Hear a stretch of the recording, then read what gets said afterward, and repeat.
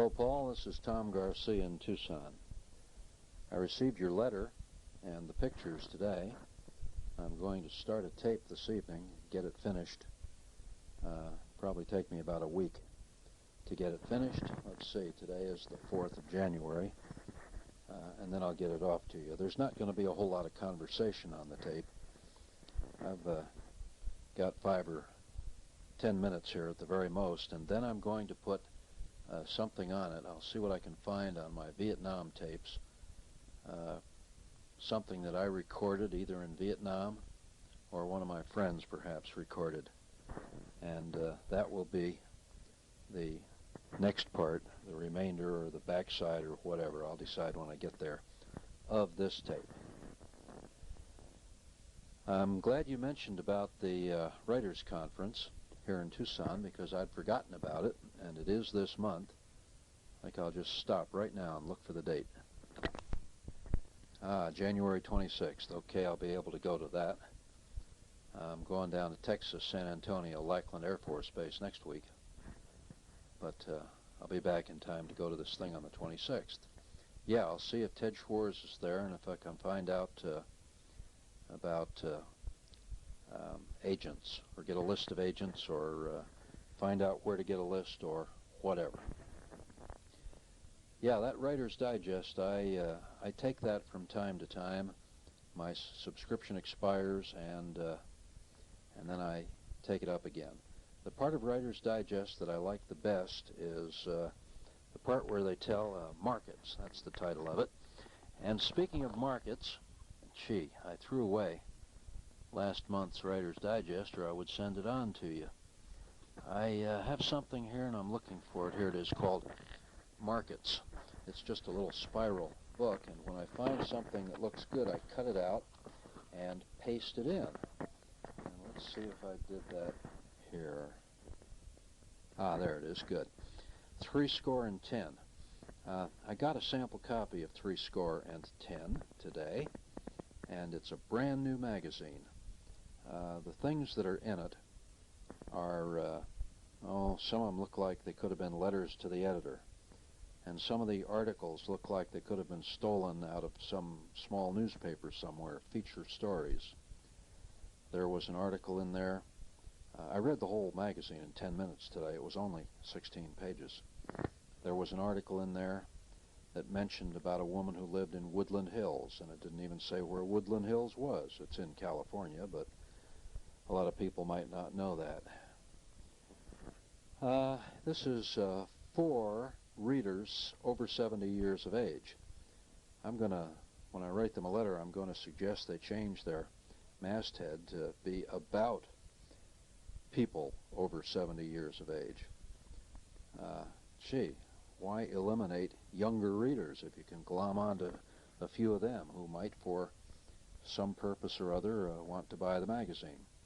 Well, anyhow, here it says, from the article, the new monthly will be buying 36 to 72 manuscripts, ranging from 250 to 2,000 words annually. Payment is $25 to $100 on publication for one-time rights. Okay, that caused me to write them a letter and ask for a free copy and give them a story ID, and they ripped the top of my letter off and scotch taped it inside the sample copy. So I'll enclose that. I don't need it anymore. I'll enclose that with this tape, just so you'll see that there are people out there who are interested in article submissions. Let's see if it gives the address of the place, in case you want to write for a free copy. It says here it's Rural Delivery Route 2, Box 103, Boswell, Pennsylvania, 15531. I've got an article called An American Hero, the story of Ensign Jesse L. Brown. It's about the Korean War, and I may have mentioned it to you. I submitted the idea to a magazine that I read about in Writer's Digest that was supposed to have started publication in December or January, last month or this month, called Black Americans in the Military. And after an excessive delay, I got a letter from them saying, yes, we'd like to have the article, and we'd like to use it in our premier edition, and please send it post haste and all that. So I sent the article, and then I never heard anything. A couple of months elapsed. The other day I got their correspondence and got their telephone number off the letter and called them, and the phone's been disconnected. So there I am, up the creek on that deal. And it's awfully hard to find anybody who's interested in publishing any kind of an article about the Korean War. Even a pretty good article, as I think this one is. I have an article about the E-63 urine sniffer that I used in Vietnam. Gung Ho wanted the article. They wanted the pictures that went with it. I sent them the article when I didn't yet have the pictures in hand. That was a mistake. The people in Washington who are supposed to supply official Army photographs are really behind the power curve. They've apparently got a file on me, and all the letters that I've written them are in that one file. Because when I sent $12 and gave the photo numbers and everything and never got the pictures, and then I wrote them another letter and said, let's start all over. And then they called me on the telephone and said, oh yes, we have your file here, don't worry, we'll take care of it. The other day I got the photos. Not the photos of the E-63 Manpack detector, but a couple of really crummy photos taken out of a helicopter at way up at high altitude with a wide-angle lens, it looked like, of Utapao Air Base in Thailand. Actually, one of Utapao and one of Anderson Air Force Base at Guam. I had written a letter inquiring as to whether B-52 flight line photos were available. They had never answered. They had never offered to sell me any photos. And now they've gotten that request mixed up with the urine sniffer request, and those were the photos that I got in the mail, which I promptly sent back. So, gee, that is really bad. Oh, here's another nice photographic experience. I did find an official Navy photo number. The battleship Arizona, taken on the 12th of December, 1941, in a sunken condition, of course. I wanted that photograph. And the Department of the Navy sells photographs for $3 each or something like that. I sent them $3. Well, actually, I sent them $9 or $8 or whatever it was, enough for 3 photos. I gave that number, and I went on a fishing expedition. I gave the number just before the Battleship Arizona number and the number just after. And I thought, maybe I'll get 2 other views of the Battleship Arizona. The pictures came. Oh, after a telephone call from the Department of the Navy, apologizing that they'd messed up one of the 3 pictures, and they were going to do it over again, and they were sorry for the delay, and they would get them to me. Gee, that was nice of them. Well, they ended up sending me 2 identical photos of the Battleship Arizona. They threw in the extra one, I guess, just to be nice, account of the delay. And then the number right before that picture was, and it was described on the back, a little stick-on thing, the Battleship California, also in a sunken condition. And from the looks of activity going on board and the smoke in the sky and all, it appears that the picture was taken late in the day on December 7th. I happen to know someone who was a crew member on California, and he abandoned ship 3 times that day. It's quite a story. The order came to abandon ship. The order came to go back to the ship. The order came again for everyone to abandon ship. And late in the day, he and he alone went back a 3rd time and was told to man the radio transmitter and await further orders. And the only orders he got were at sunset, once again, abandon ship. So he may hold the world's record for how many times you can abandon ship in one day. Anyway, that was the next picture, and I'm glad to have that. No great thing. But the third picture, oh boy, is that ever a nice picture. I've never seen it published anywhere. I don't know if it has been or not, but it's a great picture. It shows Admiral Mark Michener standing next to Lieutenant Colonel Jimmy Doolittle, and behind them is the Tokyo Raider group, the pilots of the B-25s. You can see one B-25 in the background. You can see that they are on the aircraft carrier Hornet en route to bomb Tokyo. A terrific picture. I made some copies of it in the backyard yesterday, just laying the 8x10 picture down on the cool deck of my swimming pool and standing above it with a 35mm single lens reflex camera. And if the copies come out, I have no reason to think they won't. I'll send you a copy. I'm sure you'd like to see that anyway. The pictures you sent me, say, that's pretty snazzy. I'm standing here looking at them. Pretty snazzy radio-controlled model there. Wow. I'm impressed. I wonder how many times you can fly an airplane like that before it crashes. That's what I would worry about. Oh, there's another one. Gee, those are nice. That must be a lot of fun. We have a field somewhere around here, a model airplane flying field, although I've never been involved in the model airplane flying. These pictures that you took, I presume you took, of the new statuary at the Vietnam Veterans Memorial. Very, very nice pictures. The pictures that I've seen before were taken in black and white in a newspaper or something, and certainly don't do it justice like these pictures that you've sent me here. Yep, pretty darn good. And the little helicopter. Oh, now I get it. That's a model. I'll be darned. I thought that was a real helicopter. I think it's a model helicopter. Gee, that sounds very complicated, and so forth. And here's another picture, a long shot of the statuary.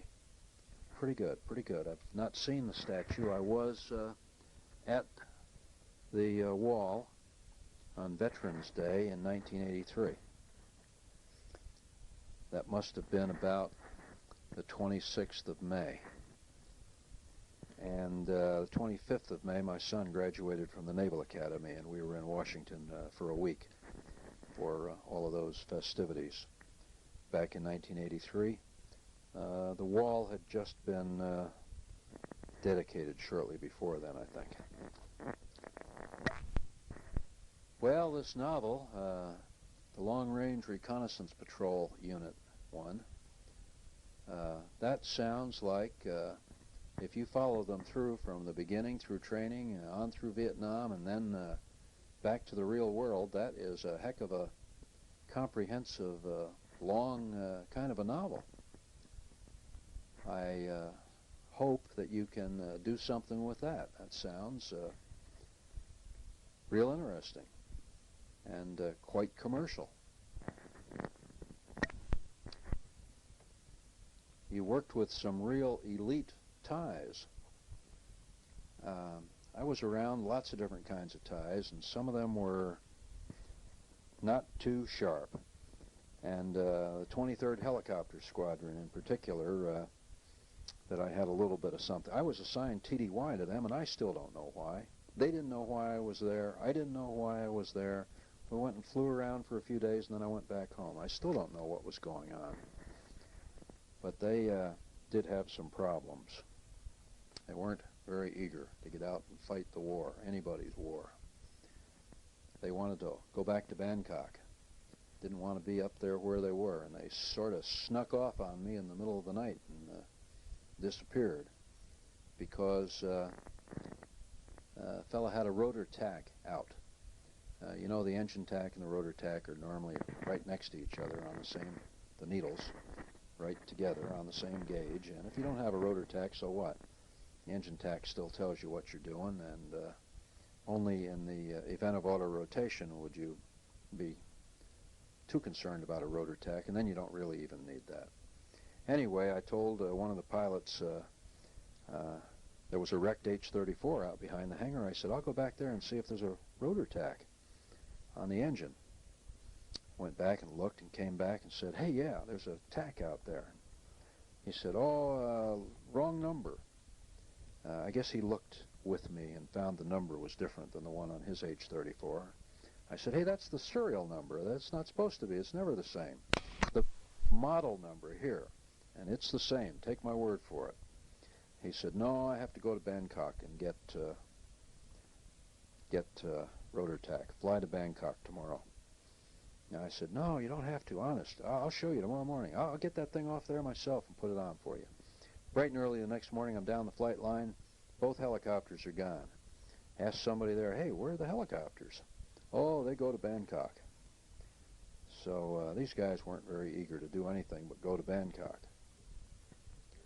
I was in the operations area, and I had to make a call to 7/13 down at Bangkok. And I asked around, I said, where's their phone? And they said, there is no phone here. We have no phone.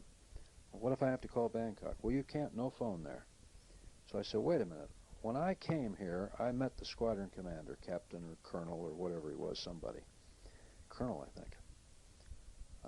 There was a phone on his desk.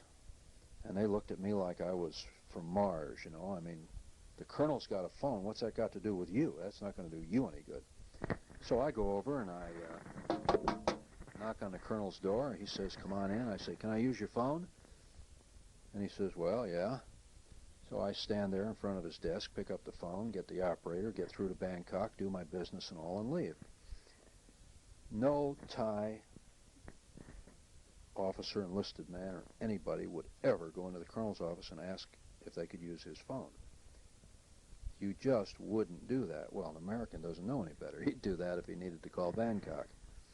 Oh, that was another one of my experiences with the Thais. The Border Patrol Police up at Udorn, that's a different story. Those guys were really, really on the ball. I'd stack them up against anybody, anywhere. Yeah, I imagine there is skill needed to fly radio control. A friend of mine has a new Tandy Model 1200 computer, and he's got Flight Simulator by Microsoft or Softlaw or whoever put that out. Anyway, it's a Cessna 182, and I went over and tried to fly it the other day, and yes, I did crash. Nice program, though. I will spread your cards around to people that I come in contact with, and maybe something will come of it for you out of your collecting interests. I'm going to probably, next time I write a letter, return your 2 pictures of the, or your 3 pictures here of the radio control aircraft. Maybe you would like to have them back or keep them on hand to send or give to somebody else. And I'd like to keep, if I might, the pictures of the Vietnam Memorial. I am writing a story about the Vietnam Memorial, and when I'll ever get it done, I don't know. It's going very slowly. I'd like to have the pictures to refer to while I'm doing that story. I've got a Thai story I was working on last night called The Night the Sappers Hit Utapao. Sappers tried to blow up and were slightly successful. Tried to blow up the B-52s out on the B-52 ramp. As luck would have it, I was out on the ramp the night that the sappers hit, the exact time that the sappers hit. And I can write the story from that perspective. I didn't know what was going on. Nobody knew what was going on, really. There were a lot of flashing lights, sirens, and fire trucks going back and forth, and air police vehicles, and It wasn't until the next morning, or the next afternoon rather, in Honolulu, when I read in the newspaper what had happened. I was out on the flight line preparing to take off. We were en route to Hickam. That's why I happened to be there. The story I thought was a pretty good idea, and I've been quite interested in doing it and getting it done, but it's not turning out the way I had hoped. It's not going to be very exciting, really. So whether anything will ever come of it, I don't know. Well, that'll about do it here. Tell you what I'm going to do. I'm going to quit talking, and I'm going to some... What, Phyllis? I said, yay! It's getting Betty Bye time here. My wife is encouraging me to quit talking. Okay, I'm going to, sometime next week probably, finish this off with a recording made of air traffic in the area of Thud Ridge to the west of Hanoi, involving an F-105 flight, a Detroit flight, and one of Detroit's aircraft. They think the pilot became hypoxic. He never made it home, and we can't, they never did quite figure out what happened to him, but apparently was shot down or otherwise crashed. At any rate, here's the tape. Detroit, we got MiGs under us. One on this side? Under who? Detroit, we got MiGs under us. Come on back around. Come on back around. Right, I got him. Okay, Bert. Hold on. And fire and heavy. I got MiGs all around this place. Come on up here. Come on back. Let's go, Detroit. Out of there. Woo-hoo! Look at the MiGs. Come on, you little bastards. Let's fight. Okay, Detroit, there's a MiG going, turning south here. Got a bug behind 11 o'clock, Barry. Got him. Okay, it's an unfriendly. Got two is marching around. I got one on the tail. Hey, they're building a new airfield out here. Okay, Jack. Give me a little bit, Detroit 3, please. Brian, do you have a tally on me? Roger, you're long left turn now across the river. George approach in the black. I had one on my hand for a minute. Bear 2 lead, I've lost you. I'm going up the right side. This is 2. Okay.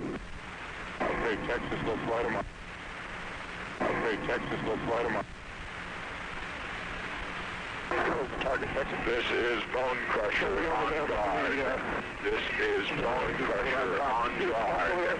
As a MiG out of the Alpha Hotel 1, doing time 0845.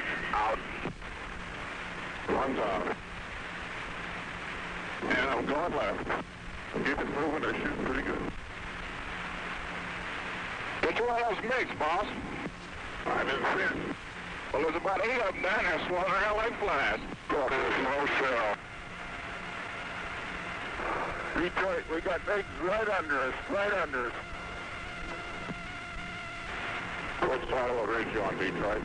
I'm right over the target right now. I've got a 17 right in front of me. I'm going after him. Spread out, Bear 2 to 3. There he goes. I'll get him.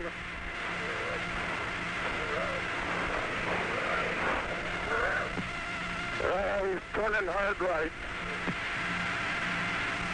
Come on up here, Detroit. Major, you left us. You're by yourself now. Roger, I'm mixing it up with 3, 4 MiGs. Okay, I'll be back. Let's go back, Detroit. Detroit, back starboard. And fire and heavy. I got MiGs all around this place. Come on up here. Come on back. Let's go, Detroit. Hi there. Hey, look at the MiGs. I got two of them coming in on me. Come on, I need a little bit of help. Just a little bit. I call from America. Okay, what's your position, Detroit 1? Right over the ridge. The southern end. Take it all on head on. In altitude. Oops, we got a little bit of hit. Give me your direction and altitude. Roger, I'm going 240, right on the deck. I'm getting hit several times, I think. I got cannonballs going all around me. Come on, get up out of there, Detroit. I can't. I got a whole bunch of them behind me. Okay, Detroit, there's a MiG going, turning south here. Got a bug behind 11 o'clock, American. Got him. Okay, it's an unfriendly. End of recording.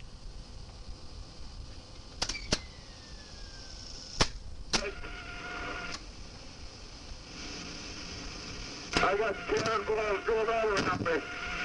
Come on, get up out of there, Detroit. I can't. I got a whole bunch of... Okay, Detroit, there's a MiG going, turning south here.